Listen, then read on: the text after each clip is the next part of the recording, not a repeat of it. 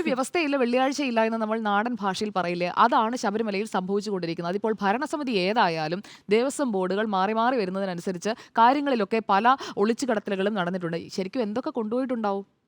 ഇത് മാത്രമാണോ? ഇപ്പോൾ ഈ പുറത്തു വന്ന ദ്വാരപാലക ശില്പത്തിലെ പാളികൾ, അത് സ്വർണ്ണപ്പാളി ചെമ്പായി മാറുന്നു. വിജയമല്യ പാവം, പാവം എന്ന് പറഞ്ഞത് ആ സ്വർണ്ണം പൊതിഞ്ഞ ആൾ ഇപ്പോൾ ഇത് കാണുന്നുണ്ടെങ്കിൽ ഇതെല്ലാം കൊണ്ടുപോയില്ല, എന്നേക്കാൾ വലിയ കള്ളനോ എന്ന് വിജയമല്യ വിചാരിക്കുന്നുണ്ടാവും. കാരണം മറ്റൊരു കേസുമായി ബന്ധപ്പെട്ട് വിജയമല്യ നമ്മൾ വലിയ വില്ലനായിട്ട് ഇങ്ങനെ മുദ്രകുത്തി ഒരു ഭാഗത്ത് വെച്ചിരിക്കുകയാണ്. പക്ഷേ അയാൾ സതുദ്ദേശത്തോടെ കൊണ്ടുപോയി സംഭാവന ചെയ്ത സ്വർണ്ണവും ഇവിടെ അടിച്ചുകൊണ്ട് പോയി. അപ്പോൾ കടുവയെ പിടിച്ച കിടുവയായി ഇവിടെ നിൽക്കുകയാണ് ഉണ്ണികൃഷ്ണൻ പോറ്റി ആൻഡ് ടീം.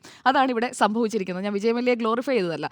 ഇവിടെ ഈ നിലവിലെ ഭരണസമിതിയെക്കുറിച്ച് മുഖ്യമന്ത്രി അടക്കമുള്ളവർക്ക് ഈ അന്വേഷണം നടക്കുന്നത് വരെ ഒരു എതിരഭിപ്രായവും ഇല്ലായിരുന്നു. കാരണം നല്ല രീതിയിലാണ് മുന്നോട്ട് പോകുന്നത് എന്നൊക്കെയുള്ള വളരെ പോസിറ്റീവായിട്ടുള്ള ഒരു തീരുമാനമായിരുന്നു. പക്ഷേ ഇവിടെ കാലാവധി നീട്ടാനായിട്ടുള്ള ഓർഡിനൻസിൽ ഈ ഗവർണർ ഇടപെടാനായിട്ടുള്ള ഒരു സാധ്യത മുന്നിൽ കണ്ടുകൊണ്ടാണ് ഇപ്പോഴത്തെ ഈ മാറ്റം എന്നാണ് ഞാൻ മനസ്സിലാക്കുന്നത്. കാരണം ഈ കാലാവധി നീട്ടാനായിട്ടുള്ള ഫയൽ ദേവസ്വം വകുപ്പ് നീക്കി, അത് നിയമവകുപ്പിന്റെ മുന്നിൽ എത്തിക്കഴിഞ്ഞപ്പോഴത്തേക്കുമാണ് ഇതിന്മേലൊരു പിടി വീണത് എന്നുള്ളതാണ് സോഴ്സസ് നൽകുന്ന ഇൻഫർമേഷൻ. CPIMന്റെ കാര്യമാണ്. പാർട്ടി സംസ്ഥാന സെക്രട്ടേറിയറ്റ് നാളെ ചേരുന്നുണ്ട്, അവർ തീരുമാനിക്കട്ടെ. അപ്പോൾ ആ തീരുമാനം വരുന്നവരെ നമുക്ക് കാത്തിരിക്കാം. നമുക്കിപ്പോൾ സമ്പത്ത് വന്നാലും TK ദേവകുമാർ വന്നാലും എന്താ, കാര്യങ്ങളൊക്കെ നന്നായി നടന്നാൽ മതിയല്ലോ.